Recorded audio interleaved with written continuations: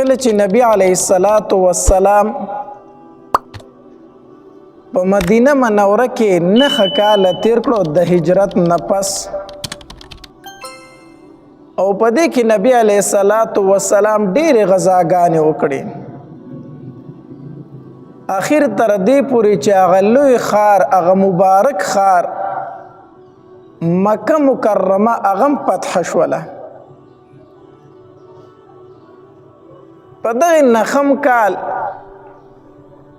د زبرګې میاشت وه، هرقل بادشاه ته دا خبر ورسېدو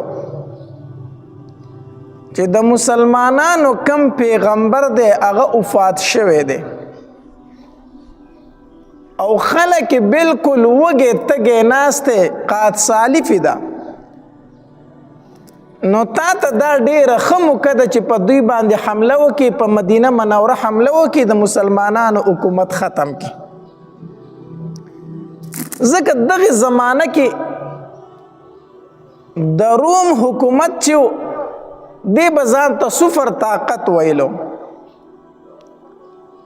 لوی بادشاهي په دغه زمانه کې هغه د روم بادشاهي وه. نو هرقل بادشاه دا نه غوښتل چې په دنیا کې د زما د مقابلې یو بل بادشاهي موجود وي. نو هرقل بادشاه دا غوښتل چې په مدینه منوره باندې حمله وکړي او د مسلمانانو دا کم حکومت چې را روان دی دا ختم کړي. نو چې کله دی خبر شو چې د مسلمانانو پیغمبر وفات شوی او دا ورته یو دروغ خبر رسېدلی و، نو ده ویره دا موقع ده د حملې کولو. ځکه په زړه کې د ده دا و چې دا پیغمبر چې دا رښتینی پیغمبر دی. دته یو ځل نبی علیه الصلاۃ والسلام د اسلام د دعوت لپاره خط لیږلی و. دله چې هغه خط ورسېدو، په دغه زمانه کې ابو سفیان رضی الله تعالی عنه مسلمان شوی. دی د مکې نه تللی و دغلته تجارت لا. نو د ابو سفیان وغوښتو د نبی علیه الصلاۃ والسلام متعلق ته څه تپوسونه وکړه، ابو سفیان ولا جوابونه ورکړو. نو د هرقل بادشاه خپل قوم ته وویل وی دغه سړی چې دی دا رښتینی پیغمبر دی، دا رښتینی پیغمبر دی، او داسې دی په خپل تخت باندې ناستو. وی زه چې په کمزۍ باندې ناست یم او په کمزۍ زما دا خپې پرتې دي، یوه زمانه را روانه ده چې دلته به د هغه قدمونه را رسي، دا ځای به م هغوی فتحه کوي. او دا خبره یې وکړه وی کاش چې زه د ده په خوا کې ما به د ده خپې انځلې وي. دا خبره یې وکړه. او بیا خپل قوم ته دعوت ورکوي وی که د دنیا او د آخرت کامیابي غواړئ نو راځئ چې په دغه پیغمبر باندې ایمان راوړو. نو چې دا خبره یې وکړه، خلکو یو انقلاب شروع کو، غوغا شروع کړه. ښه ته په ایمان راوړې؟ نو دی ویریدو. نو خلکو ته ویل وی ما خو اسې ټوکې کولې، تاسو مې کتئ چې تاسو په خپل دین کې څومره مضبوط یې. بدبخته بادشاهي غوره کړه او دین اسلام یې پرېښودو. نبی علیه الصلاۃ والسلام ته چې خبر راورسېدو نو نبی علیه الصلاۃ والسلام وفرمایل وی دنیا او د دنیا بادشاهي غوره کړه او آخرت یې پرېښود. کو چېرته د ایمان راوړی وی د ده د وجې نه به په روم کې ډېر خلک مسلمانان شوی و، ځکه بادشاه و. خو ده وی چې بادشاهي مې د لاسه ځي نو د خپل ایمان نه بیا واپس شو. نو ښه ورته پته وه چې دا رښتینی پیغمبر دی، خو چې کله خبر شو چې هغه وفات شوی دی نو دوی اوس موقع ده، ځکه د هغه په ژوندانه باندې د هغه سره مقابله ممکنه نه وه. نو دوی ځای چې اوس پې حمله وکړو. 40,000 لښکرې د رومیانو تیار کو، 40,000. او د نبی علیه الصلاۃ والسلام مقابلې له روان شو په مدینه منوره باندې د حملې کولو دپاره. دلته نبی علیه الصلاۃ والسلام ته خبر راورسېد د الله پاکه پیغمبره د روم چې کوم بادشاه د هرقل هغه په مدینه منوره باندې د حملې کولو اراده کړې ده. نبی علیه الصلاۃ والسلام صحابه کرام راټول کړو، وی دا خو ډېره زیاته بېخوندتیا ده چې هغه د روم نه را روان شو په مدینه منوره باندې حمله وکړي. زه چې موږ ورله مخکې لاړ شو، موږ ورله مخکې ځو، ځکه دا خو بېخوندتیا ده چې هغه راورسي او په موږ باندې حمله وکړي. نبی علیه الصلاۃ والسلام د 10,000 لښکر تیار کو د مسلمانانو. داسې لښکر چېرته مخکې نه دی تیار شوی. داسې لښکر مخکې د مسلمانانو چرتن دی تیار شوی. دا په اول ځل باندې د مسلمانانو دومره غټ لښکر تیار شو. خو دا موسم چې دا سخته ګرمي وه، سخت ګرمۍ کې دا غذا راغلی ده. او بل ته د مدینې منورې باغونه چې وو هغه هم پخ شوي وو، کجورې پخ شوي وي. نو نبی علیه الصلاة والسلام صحابه کرامو ته وفرمایل وی ځئ چې غذا لزو. نو دلته کې منافقینو پروپیګنډه شروع کړه، وی دې ګرمۍ ته وګوره او د ده غذا لتلو ته وګوره. او روم کم ځای کې دی، دومره لرې تلو. نو منافقین خپل ملګرو ته وی په کلاره کښېنئ، ګرمي ده، لا تنفروا فی الحر، ګرمۍ کې مه وځئ، دا ګرمي ده، په دې ګرمۍ کې سفرونه نه کېږي. الله تبارک وتعالی آیت نازل کو، قل نار جهنم اشد حرا. د الله پاکه پیغمبره ووایه ته اور د جهنم د دې غرمونه ډېر ګرم دی. تاسو وایي ګرمي ده مه وځئ که نه، ووایه اور د جهنم ګوره ډېر زیات ګرم دی. نبی علیه الصلاة والسلام دلته کې لوی لښکر د مسلمانانو تیار شو، 10 زره. نو د هغې دپاره د سورلوم د ضرورت و، د هغې دپاره د جنگ د سامان هم ضرورت و. نو نبی علیه الصلاة والسلام اعلان وکړو په دې غذا کې، وی یاره چنده راوړئ. دا واحد غذا ده چې په دې کې نبی علیه الصلاة والسلام د چندې اعلان کړی دی. مخکې غذاګانو کې به نبی علیه السلام داسې پټه غونته خبره کوله چې دا راز پاش نه شي. دلته یې ښکاره اعلان وکړو، وی چنده راوړئ، ځکه چې جنگ مو د ډېر یو لوی طاقت سره دی، جهاد د یو ډېر لوی طاقت سره دی. رومیان دي، د زمانې ځان ته سپر طاقت وایي. او دویم سفر هم اوږد دی، لښکر هم زیات دی، د جنگ سامان هم نشته دی. چنده راوړئ. هر صحابي کور ته روان شو، ځي چې چنده راوړي. عمر رضی الله تعالی عنه فرمایي چې نبی علیه الصلاة والسلام د چندې اعلان وکړ، زه ډېر زیات خوشحاله شوم. وی خوشحاله دا شوم چې په دې ورځو کې زما سره لږ مال موجود و، مالدار وم. وی ما وی چې زه دا ځل خو به د ابوبکر نه نمبر وسم که نه، دا ځل به د ابوبکر نه نمبر وسم چې نبی علیه الصلاة والسلام اعلان وکړو. وی کور ته لاړم، وی کور کې چې مې څومره سامان هغه مې په منځ باندې نیم کو، او نیم سامان مې کور پرېښود او نیم مې راوړو د نبی علیه الصلاة والسلام خوا کې مې ورته وکړو، او خوا ته ورسره کېناستم، خوشحالېږم چې ما ډېر سامان راوړی دی. وی ابوبکر رضی الله تعالی عنه هم څه سامان راغستی دی، راوړو د نبی علیه الصلاة والسلام خوا ته یې کېښود په چنده کې. هغه ورته کېناست. زه د ابوبکر سامان ته ګورم، خپل ته ګورم، خوشحالېږم چې زه دا ځل مې د ابوبکر نه وګټله، زما سامان ډېر دی د ابوبکر رضی الله تعالی عنه نه. وی عثمان رضی الله تعالی عنه هم کور ته لاړو. چې کور ته لاړو 300 آسونه او 1000 اشرفۍ عثمان رضی الله تعالی عنه راوړي. 300 آسونه او 1000 اشرفۍ. دا اشرفۍ چې دي دینار ته ویلی شي، دا د سرو زرو پیسه د ډېرې قیمتي روپۍ دي. نو عثمان رضی الله تعالی چې کور ته لاړو، نو 1000 اشرفۍ او 300 آسونه یې را روان کړي د نبی علیه الصلاة والسلام خوا یې راوستو. وی د الله پاک پیغمبر دا په چنده کې قبول کا 300 آسونه. مونږ هم وایو مونږ چنده ورکو که نه، مونږ هم چنده ورکو، 10 روپۍ ګور هغه ورکو، مونږ ما چنده ورکړه. نبی علیه الصلاة والسلام دا 1000 اشرفۍ په لاس کې نیولې. صحابه کرام فرمایي وی نبی علیه السلام په دې لاس کې داسې اړولې راړولې، او دومره ورته خوشحالېده که نه. نبی علیه السلام وفرمایل چې عثمان د نن نه بعد څه عمل کوي ده ته نقصان نشي رسولی. عثمانه چې څه کوي کوه تا ته د نن نه بعد یو عمل نقصان نه در رسوي. دا مطلب نه چې نبی علیه الصلاة والسلام ورته وفرمایل چې ګناه کوه، مطلب دا دی الله به دې نن نه بعد د ګناه نه ساتي، ته به د نن نه بعد ګناه د سره کوي نه. دومره خوشحاله شو نبی علیه الصلاة والسلام د عثمان رضی الله تعالی عنه په هغې مال باندې. وی ښه نبی علیه الصلاة والسلام زما طرف ته متوجه شو، عمره څه دې راوړي دي په چنده کې؟ وی ما ورته وایي چې د الله پاکه پیغمبره په کور کې مې چې څومره سامان و هغه مې په منځ نیم کو، نیم مې کور پرېښود او نیم مې دا راوړی دی. وی چې ښه. ابوبکر نه تپوس وکړو چې ابوبکر څه دې راوړي دي؟ وی چې د الله پاکه پیغمبره د کور ټول سامان مې راوړی دی. ښه کور کې چې څه هغه دې هر څه راوړي دي؟ وی او وی ابوبکر په کور کې دي بچو ته څه پرېښي دي؟ وی د الله پاکه پیغمبر ستا او د الله نوم مې ورته پرېښی دی. په کور کې مې بچو ته الله او د الله رسول پرېښی دی، په کور کې چې څه هغه مې ټول راوړي دي. عمر وی ما وویل چې د ابوبکر سره مقابله نه کېږي، ما خو چې زه به د ابوبکر نه نن وګټم، ما خو د کور سامان په منظم کړی، ابوبکر خو چې په کور کې څه مونږ ته هغه ټول راوړي دي. دا د هغې د نبي علیه صلات وسلام سره مینه محبت وه چې کور کې څه سامان هغه ټول راوړی. ها دا د هغې یقین او دا د هغې عقیده و. علما لیکي ما تعالی دا جایز نه دی چې د کور ټول سامان په چنده کې ورکو، ځکه زمونږ دومره عقیده نشته دی، دومره ایمان نشته دی. د کور ټول سامان کو د الله په لار کې ورکړو، سبا به خیر غواړي، بیا به څه غواړي؟ خیر غواړي، بل ته به لاس نیسي. نو د هغې نه ښه دا چې د خپل ټول سامان د الله په لاره کې نه ورکړي، څه د بچو له پرېږدي. د هغې خو یقین و، د هغې عقیده وه، الله تبارک وتعالی به ورله اخ که شانتې بندوبست کو. نو دا د صحابه کرامو په دین کې د یو بل سره سیالي وه چې یو صحابي وي زه به د ده نه نوم ګټم، بل وي زه به نوم ګټم. د هغې د یو بل سره په دین کې سیالي وه. زمونږ د یو بل سره سیالي ده خو په دنیا کې. ښه د ګاډی اخیستی دی، زه به هم ګاډی اخلم. ښه د بنګله جوړه کړه، زه به هم بنګله جوړوم. ښه د پلانکي زوی 2 روپۍ وګټلې، زما دا به هم دومره ګټې کو حلالې وي او کو حرامې وي.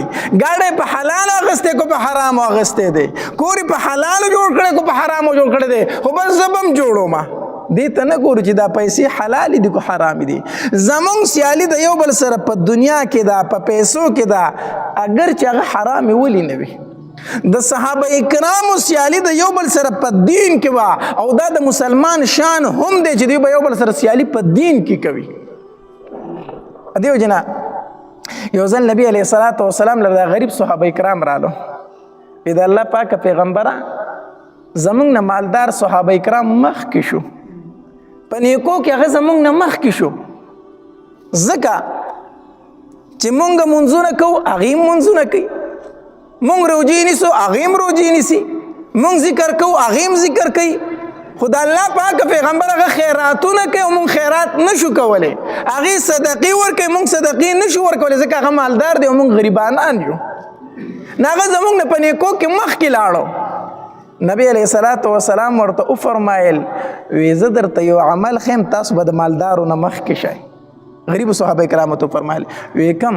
نبی علیه صلات وسلام ورته فرمایل وی د هر فرض مانځنه وروستو 33 پیرې سبحان الله، 33 پیرې الحمدلله او 34 پیرې الله اکبر وایي.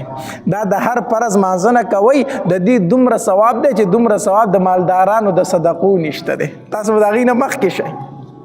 یو روایت کې راځي نبی علیه صلات وسلام ورته وفرمایل د اوده کېدو په ټایم کې دا وایي چې کله اوده کېږئ 33 پیرې سبحان الله، 33 پیرې الحمدلله او 34 پیرې الله اکبر وایي.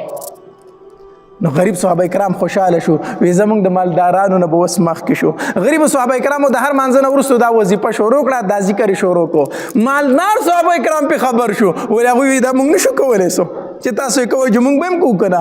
نو مالدار صحابه کرام هم دا ذکر شروع کړو، هغې هم دا شروع کړو. نا غریب صحابه کرام بیا لاړ نبي علیه صلات وسلام لره، وی د الله پاکه پیغمبره خو زمونږ سره یو شان نه، بیا زمونږ نه مخکې شو، ځکه چې دا کم ذکر مونږ کوو دا خو هغې هم شروع کړو. نو هغې خو صدقې هم ورکوي، زکاتونه ورکوي، خیراتونه کوي، نو د هغې ثواب خو بیا جدا دی، خو بیا زمونږ نه مخکې لاړو. نو نبي علیه صلات وسلام وفرمایل په دې کې مونږ اوس څه نشو ویلی، ذلک فضل الله یؤتیه من یشاء، دا خو د الله فضل دی، نو هغوی ته یې ورکړی. نو اوس پکې زه څه ووامه، اوس پکې زه څه ووامه، دا خو الله هغې له دا مالداري ورکړې ده، نو دا خو د الله فضل دی نو چې د هغې له ورکړی دی.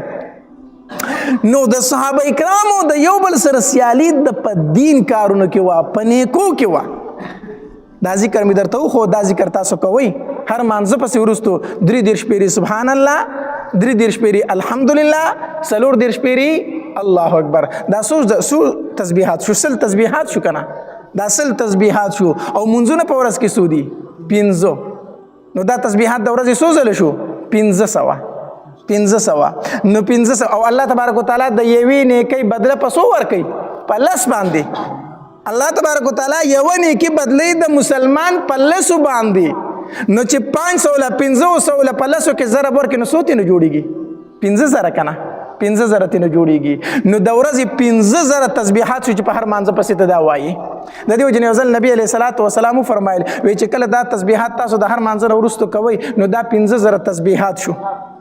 نو په تاسو کې داسې څوک شته چې هغه 50,000 ګناهونه د ورځې وکړي؟ 50,000 ګناه څوک کولی شي؟ نشي کولی. نو هر مانځه پسې دا تسبیحات وایي، دا 50,000 نیکۍ دي. نو 50,000 ګناه خو یو انسان نشي کولی.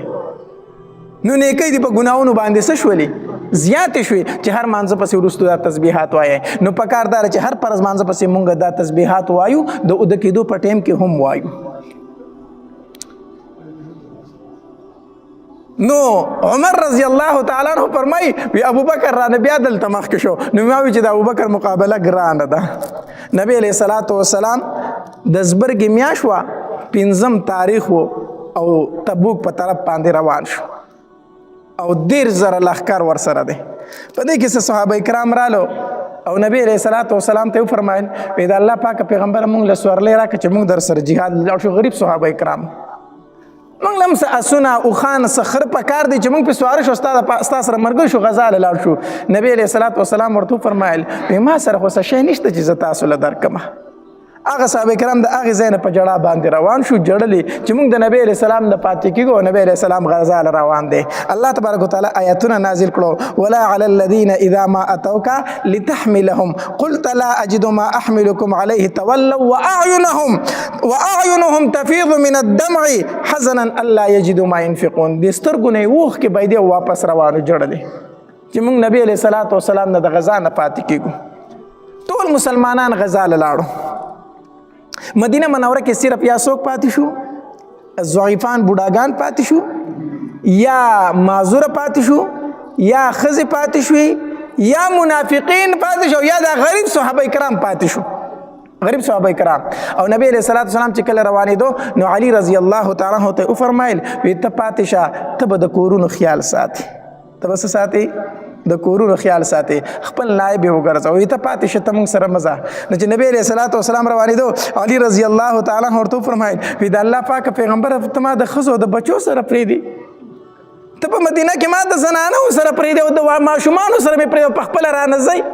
علي رضی الله تعالی خفه شو. نو نبی علیہ الصلوۃ والسلام ورته فرمایل وی ای علي خوښه دې نه ده چې ته زما دپاره داسې شي لکه څنګه چې هارون د موسی علیه الصلوۃ والسلام دپاره و څنګه چې هارون د موسی علیه الصلوۃ والسلام دپاره نو خوښه دې نه ده چې داسې ته زما دپاره شي خو زما نه وروسته بل پیغمبر راتلونکی نشته دی. په دې باندې علي رضی الله تعالی عنہ ډېر زیات خوشحاله شو. علي رضی الله تعالی عنہ پاتې شو او نبی علیہ السلام د صحابه کرامو سره روان شو. چې کله روان شو ابو ذر رضی الله تعالی عنہ فرمایي دا یو مشر صحابي دی ابو ذر غفاری رضی الله تعالی عنہ دیو چې نبی علیہ الصلوۃ والسلام روان شو زما سره اوخه هوا ډېره ټپه ټیپه وه کمزورې وه. وی ما وی چېرې دا خو د دومره د اوږد سفر نه ده خو 2-3 ورځې به لږ خوراک ورکړم دا به لږ سربشي لږ طاقت به پکې راشي بیا په نبی علیہ الصلوۃ والسلام پسې روان شم. وی زه پاتې شوم چې پاتې شوم وی ګیاګانې مې راوړې خوراکونه مې راوړه اوښې ته مې اچول وی یو 2 ورځې تېرې شوې خو په اوښه کې هېڅ فرق رانغی اوس فرق پکې رانغی. وی ما چېرې دا خو نه سربېږي اوښه مې پرېښوده پیدل روان شوم په نبي علیہ الصلوۃ والسلام پسې منډه وي حتی تر دې پورې چې په یو ځای کې مې نبي علیہ السلام او صحابه کرام ورسول. چې مې رسول وی نبی علیہ الصلوۃ والسلام چې زه ولیدم ډېر زیات خوشحاله شو. ابو ذر ته څنګه رالې د الله پاک پیغمبر پیدل رالم پیدل دې موږ ته ځان راورساو او وی نبی علیہ السلام موسکی شو چې ابو ذر موږ پسې یوازې رالې موږ پسې یوازې رالې خو د دنیا نه بم یوازې ځي ګورې یوه وره ما پسې یوازې رالې او د دنیا نه بم یوازې ځي او د الله تبارک وتعالی ته به هم یوازې پاسي. چې دا راته وویل بهرحال بیا دغه شانتې وشوله هم ابو ذر غفاری رضی الله تعالی په سفر باندې روانو ربزه مقام ورته وی هلته کې بیمار شو هلته کې وفات شو هېڅوک نو بلکل یوازې وفات شو. حتی در دې پورې دومره هم څوک نو چې کفن دفن یې کړی وی.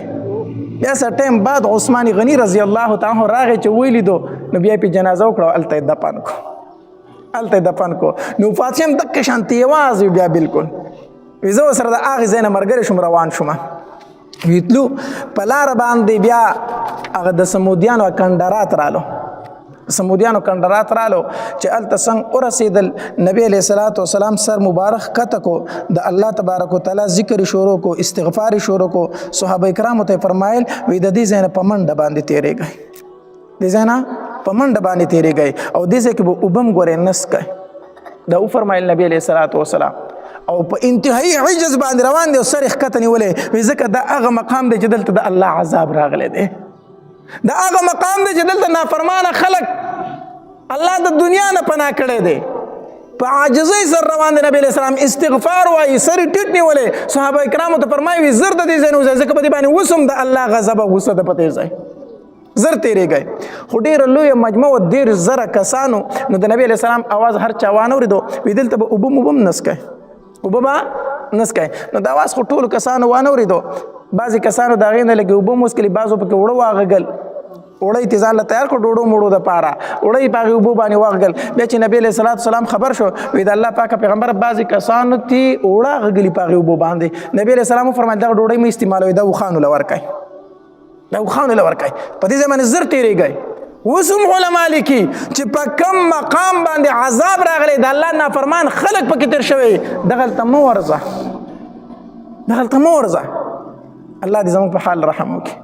مونږ وایو دا کندرات دي، دا آثار قدیمه دي. چکر له وله لاړ شي، هلته کې د الله نافرمانۍ کوي، هلته داسې ښځې ګرځي چې په نیمو جامو کې ګرځي. هلته مونږ د سیل ځای رخ کړی، مونږ د چکر ځای رخ کړی. دې ته نه ګورو چې دا کندرات د چا نه پاتې شوي دي، دا ولې پاتې شوي دي؟ دا هغه خلکو چې د الله نافرمان او د الله عذاب پرې راغلی دی. هلته کې لاړ شه، د الله نه ویریږه، عبرت حاصل کا. دا نافرمان خلکو الله ته مخ د ځمکې وزګار کړی دی. استغفار ووایه، الله ته په جړا شه په دغې ځای کې. مونږ ته د سیل او د چکر ځای رخ کړی، داسې ده که نه ده؟ بلکې حکومت پې ټیکس مقرر کړی وي چې زی ورته نه په دروازه کې پیسې واخلي، وایي دومره پیسې راکړه لاړ شه ځان له پکې پټوان مټوان وباسه، وګرځه وګرځه چکر وخه. چکر نه، عبرت حاصل که لاړ شه. دا د عبرت حاصلولو ځای دی. نو داسې ځای ته به چکر وله نه ځې، کو ځې نو عبرت له ورشه، په منډه ترې وځه، بیا ایسارېږه پکې مه.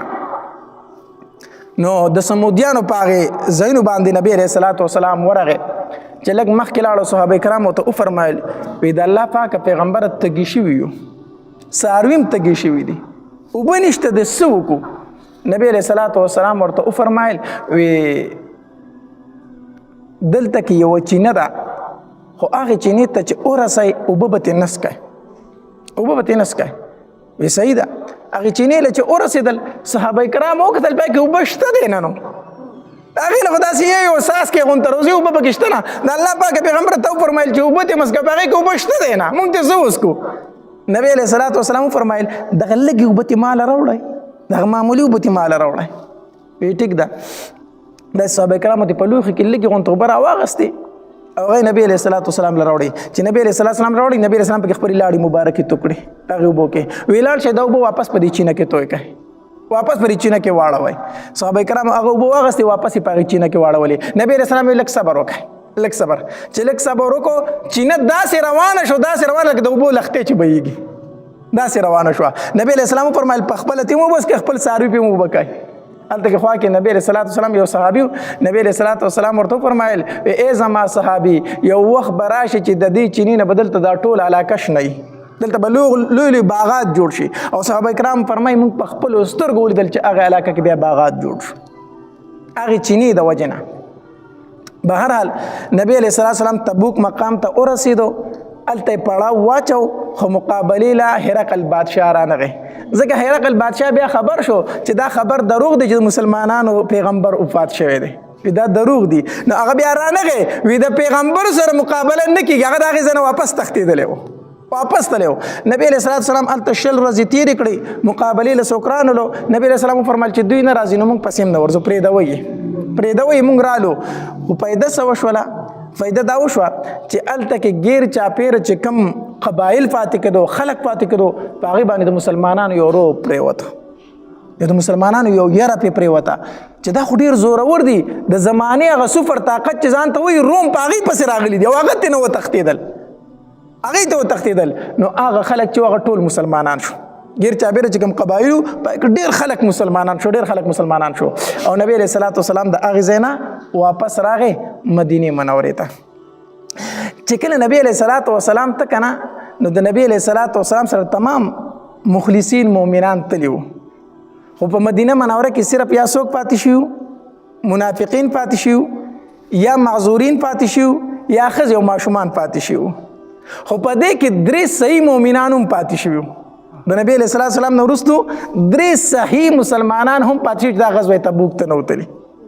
په هغې کې یو کعب ابن مالک رضی الله تعالی عنه، دویم مراره ابن ربیع رضی الله تعالی عنه، او دریم هلال ابن امیه رضی الله تعالی عنه. دا صحیح مسلمانانو، خو دوی هم د نبي علیه الصلاة والسلام سره نه وتلي.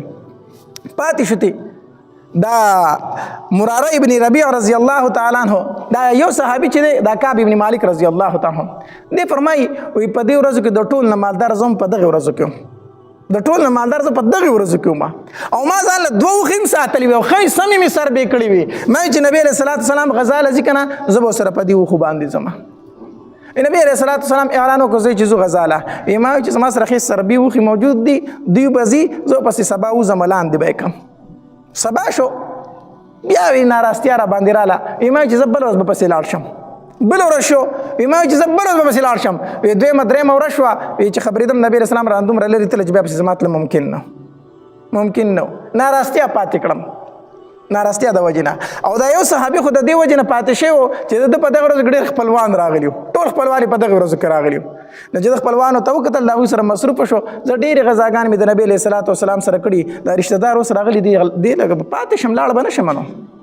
او دا یو صحابي چې و د ده غټ باغ و، یاره دا باغ مې پخ شوی دی، کجوري دي، دا خو لوی سفر دی چې واپس راځم دا به مرغو خرابي کړي دا کجوري ټولې، دا به ورته اوي شوي وي. نو هرې غذا له تلې مه، خو زه په دې کې به لاړ نه شم، د دې وجې نه پاتې شو. دا کعب ابن مالک رضی الله تعالی فرمایي یو ځل راووتم مدینه منوره کې، ګیر چاپېره ګرځم، ګورم نو یا مې نظر په ښځو لګي، نو چې ځان ته مې وکتل ما چې زه خو ښځه هم نه یم، یا مې په معذورینو نظر لګي، نو چې ځان ته مې وکتل زه خو معذور هم نه یم، یا مې نظر لګي په بوډاګانو لګي، نو چې ځان ته مې وکتل زه خو بوډا هم نه یم، یا مې نظر په غریبو صحابه کرامو ګوري چې سورلي ورسره نه و چې غزا له تللی وی، نو زما سره خو دوه اوښې ولاړې دي. وی انتهایی خفه شو، انتهایی خفه شوم چې دا رانه څه وشو، دا رانه څه شوي دي. نبی علیه الصلاة والسلام چې د غزا نه واپس راغی مسجد نبوي کې کېناست، چې کېناستو منافقین راځي بانې کوي، یو سوی بل سوی بانه کوي. نبی علیه الصلاة والسلام خو پېژندل چې دا منافقین دي. نبی علیه الصلاة والسلام ورته فرمایي ښه ټیک ته صحیح ده ځه. یو منافق پکې راغی وی د الله پاک پیغمبر زه ځکه پاتې شوی یم چې تا ته پته ده زه لږ د ښځو شوقي یم، او د روم ښځې چې دي هغه ډېرې ښایسته دي، ښکلې ښځې دي، نو ما وایي چې هلته به بله فتنه کې به اخته شمه، ته دغې وجې نه یم تللی. نبي علیه السلام ورته ښه ښځه ټیک ده ځه. دا کعب ابن مالک رضی الله تعالی فرمایي زه هم د جومات په ګوټ کې داسې ناست وم، ځان له مې سوچ کو چې یاره نبي علیه الصلاة والسلام ته دروغ وامه جو خلاص به شمه. ملګرو راته مو ویل چې نبي علیه الصلاة والسلام ته دروغ ووایه خلاص به شي. بیا مې سوچ کو چې نبی علیه الصلاة والسلام ته دروغ ووامه چې یا بیمار وم یا بل څه، نو د نبي السلام خو به پورې باسم، خبره به ورته وکړمه، ټیک شو زه به ځان خلاص کړمه. خو که الله تبارک وتعالی ورته ووایي چې دا کعب ابن مالک دروغ وایي، نو بیا زه به نبی علیه السلام ته دروغ ووامه، نبی علیه السلام به دوکه کړمه. خو که الله ورته ووایي چې دا کعب ابن مالک دروغ وایي، نو بیا به څه کېږي که نه. ځان سره مې کرل ریبل کول، ما وایي چې یاره رښتیا وامه. داسې پاسېدم د نبي علیه الصلاة والسلام خواله ورلم. نبي علیه الصلاة والسلام چې ما ته داسې وکتل مسکی شو، خو مسکی شو خو د خفګان مسکا وه، خفګان مسکا وه.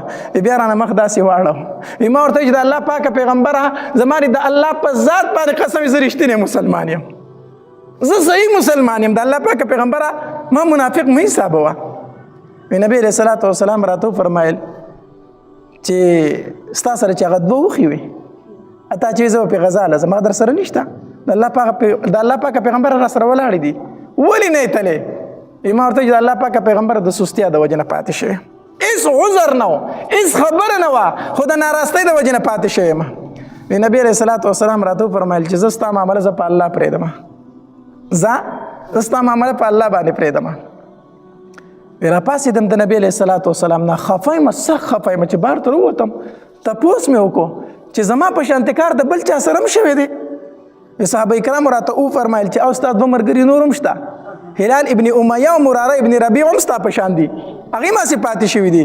زړه ته مې لږه تسلي راله، ما چې زه خو ډېر زیات کمزور یم، خو هغه بدري صحابه کرام دي، هغه بدري صحابه کرام دي، خیر دی که زه کمزور یم. زړه ته مې لږه تسلي راله. وروتم بار ته نبی علیه السلام چې تېرې شوې، نبی علیه الصلاة والسلام وفرمایل چې د دې دریو صحابه کرامو سره به څوک خبرې نه کوئ، هېڅوک په سره خبرې نه کوئ، سلام به پرې نه اچوئ، او که سلام یې در باندې واچو جواب به ولم نه ورکوئ. وی جماعت ته رالمه په نبي علیه الصلاة والسلام مې سلام ور واچو نبي علیه السلام جواب رانه کو صحابه کرام راله جواب رانه کو وی داسې کېناستم نبي علیه الصلاة والسلام ته داسې وګورم نو نبي علیه السلام رانه مخ واړی نبي علیه السلام رانه مخ واړی وی چې بیا زه داسې وکېنم نو چې زما بل طرف ته خیال شي نو دا نبي علیه السلام ما ته ګوري زه پر سترګو کې ساتم نو چې زه اخوا ګورم ما ته نبي علیه السلام ګوري خو چې زه نبي علیه السلام ته مخ واړم نو نبي علیه السلام زما نه مخ واړی په مانځه باندې ودرېدم ویلې مانځه کې مې داسې په دې سترګې په دې ګوټ کې نبي علیه السلام ته به کتل نبي علیه السلام به ما ته کتل خو چې پوه به را باندې شوی نبي علیه السلام به رانه مخ واړه وی سخت خفه ومه وی بار ته ووتم په صحابه کرامو مې سلام واچو وی صحابه کرامو راله د سلام جواب رانه کو ډېر سخت خفه شومه وی د تره زوی مو ابو قتاده رضی الله تعالی عنه د هغه کره کور ته لاړم ما په ابو قتاده باندې سلام په کور کې ور واچو هغه رالم جواب رانه کو ما ورته چې ابو قتاده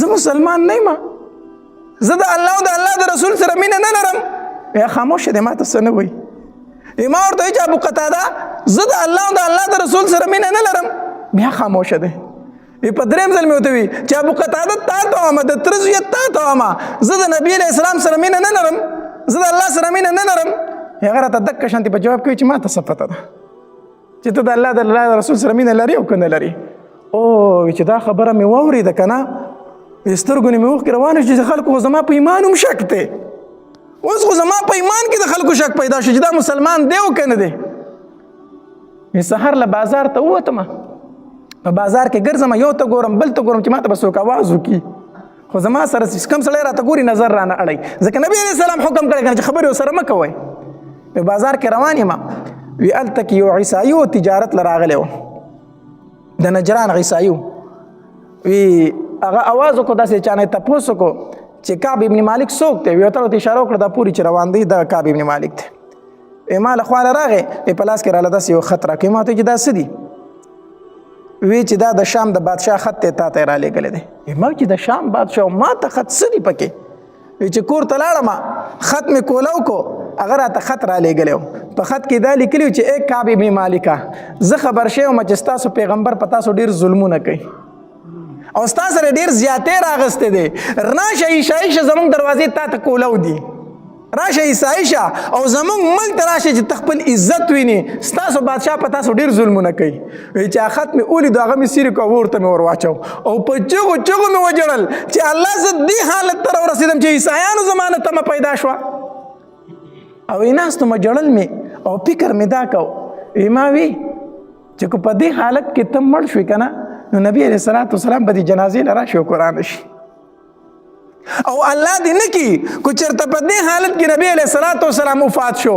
نو بیا خو به زه مرګه پورې زما سره څوک خبرې ونه کړي هر سړی به وي چې نبي علیه السلام منع کړی و چې د سر خبرې مه کوئ زه به ژوند څنګه تېروم زه به ژوند بیا څنګه تېروم دې کې بیا نبي علیه الصلاة والسلام دا حکم هم وکړو وی دې دریو صحابه کرامو پسې سوال جواب ولیکه چې د بیبیانو نه جدا شي دوی د بیبیانو نه جدا شي کعب ابن مالک پسې سړی راغی وی نبی علیه الصلاة والسلام فرمایي چې د بیبي نه جدا شه وی طلاق ورکم وی نه طلاق مه ورکوه خو نور تعلق په سره نه ساتي جدا دي شه وی ټیک ده دا نور دوه صحابه کرام چې دا بوډاګانو دوی بوډاګانو د دوی بیبیانې رالي نبی علیه الصلاة والسلام لره وی د الله پاکه پیغمبر زمونږ خاوندان خو بوډاګان دي که موږ د هغې خدمت پرېږدو د پلار کره تې لاړ شو خو به مړه شي نو موږ ته اجازت شته چې خدمت یې وکړو که نه خدمت هم نه کوو نبی علیه الصلاة والسلام ورته وفرمایل وی خدمت یې کوئ خو خبرې اترې به ورسره نه کوئ نور تعلق به ورسره هم نه ساتئ ها بوډاګان دي خدمت یې کوئ کعب ابن مالک وی زما ښځه چې خبر شوی ما ته وي چې زم چې د نبی علیه الصلاة والسلام نه اجازت وغواړم چې زه مې د خپل خاوند خدمت کولی شم ما ته وی چې بالکل به نه ځي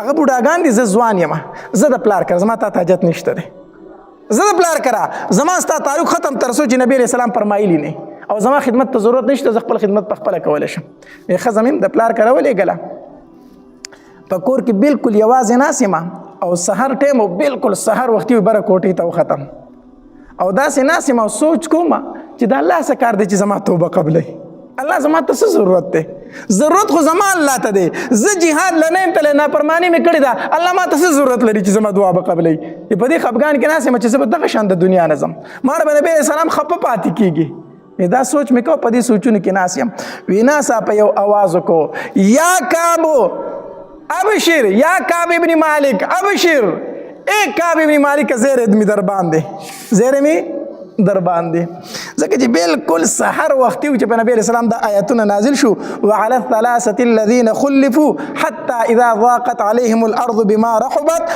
وضاقت عليهم انفسهم دا هغه دریو تنوم الله تبارک وتعالى توبه قبول کړ چې په هغه باندې دا پراخ دنیا تنګ شوی و پراخ دنیا په څه شوی و تنګ شوی و 500 ورځې پس د هغې دا توبه قبوله شوه د آیتونه الله تبارک وتعالی نازل کړو نبی علیہ السلام وفرمایل وی لاړ شئ په کعب ابن مالک باندې زیری وکئ وی زه په کوټه باندې ناست وم جبل سلع ورته ویلی شي د هغې طرف نه آواز وشو آواز وشو یا کعب ابن مالک ابشر اے کعب ابن مالک زیری می در باندې وی دا آواز چې مې اورید ګیر چاپېره ګورم چې آواز د خوشحالۍ دی آواز د څه شي دی د خوشحالۍ دی وی ناستم یو صحابي مې خواله راغی ما ته وی چې الله ستا توبه قبوله کړه الله ستا توبه وی ځان ته مې وکتل ایس را سره نه و 2 څادرې را سره وي دواړه مې هغه ته غېږ ته ور وویشتې چې دا به ستا شوې په زیري کې دې دا شوې ایس را سره نه و دغه 2 څادرې مې دواړه هغه ته وویشتې دا ستا شوې او خلک چې په چا باندې زیری وکړي ویل که زیری ورکړه که نه دا ثابت دي ښه دا زیری ورکول څه دي ثابت دي دا په شریعت کې شته دی څوک در باندې خوشحالۍ زیری وکړي ورکوله څه شي نو به کعب ابن مالک چې هم زیری وشو وي ځان ته مې وکتل هېڅ نه خو دغه 2 څادرې وي د ځان نه مې راټولې کړه د هغه غېږ ته مې وویشتې ما ته وایي چې دا واله وی رالم مسجد نبوي ته نبي علیه الصلاة والسلام ناست دی وی صحابه کرام ماله یو تن هم راپانسېد یو تن هم راپانسېد وی څنګه چې مسجد نبوي ته داخل شوم صرف طلحه ابن عبیده رضی الله تعالی رامنډې کړې وی ما نه غاړه تاو کړه په دواړه مخه ښکل کړم په جړا شو راته کعب ابن مالک په وی قسم په الله د طلحه ابن عبیده دا احسان به زه چېرته هېر نه کړم ما ته یو تن هم آواز نه کو خو چې مسجد نبوي ته داخل شوم صرف دې ماله راپاسېدلی دی وی نبی علیہ الصلوۃ والسلام ته کېناستم داسې مخامخ وی نبی علیہ الصلوۃ والسلام مسکی شو وی ما ته وی چې اے کعب ابن مالک هغه ورځ مې درته مبارک شه چې مور دې زیږولې داسې د خوشحالۍ ورځ په تا نه ده راغلې دغه ورځ دې مبارک شه چې مور زیږولې داسې خوشحاله ورځ په تا باندې نه ده راغلې ما ورته وی چې د الله پاکه پیغمبر الله مې توبه قبوله کړه خو زه چې پاتې شوی یم که نه زه چې پاتې شوی یم زه د خپل مال د وجې نه پاتې شم دې سوس کړی یم دې سوس کړی ما د الله پاکه پیغمبر زه د خپل ټول مال د الله په لاره کې ورکوم وی نبی علیہ الصلوۃ والسلام راته وی چې کعب ابن مالک ټول مه ورکوه ما ورته وی چې زه ټیک د الله پاکه پیغمبره د خیبر په مال غنیمت کې چې کومه ځمکه راته میلاو شوې ده هغه پرېږدم نور ټول مال د الله په نوم باندې صدقه هغه بل صحابي راغی وی چې د الله پاکه پیغمبر زه د رشته دارو د وجې نه پاتې شوی یم زما رشته دار په دې ورځې راغلی و زه به د نن نه بعد د رشته دارو سره تعلق نه ساتم زه د دوی د وجې نه غذا نه پاتې شوی یم نبي علیه السلام وفرمایل وی نه د رشته دارو سره به تعلق ساتي رشته دارو سره څه ساتي تعلق هغه بل صحابي ورته راغی وی د الله پاکه پیغمبر زه د پلان کې باغ د وجې نه پاتې شوی ما د دې کجوري پخ شوي دي دا به رانه خرابې شي د الله پاکه پیغمبر دغه باغ ما د الله په نوم صدقه کو نبی علیہ الصلوۃ والسلام ورته وفرمایل اخو ټیک ده خو ستا په خپلو خپلوانو کې ډېر غریبانان دي ستا په خپلو خپلوانو کې د تره زامن دي ډېر غریبانان دي د هغې باندې تقسیم که هغې لی ورکړه هغه باغ یې په هغې باندې تقسیم کو غرض مې دا کو چې دا یو غزوه تبوک واقعه راغلې وه په دې کې صحابه کرامو ډېرې قربانۍ ورکړي دي دغه واقعه په کې د نبي علیه السلام د 3 صحابه کرامو سره راغلې وه الله تبارک وتعالی د هغې هغه توبه قبوله کړه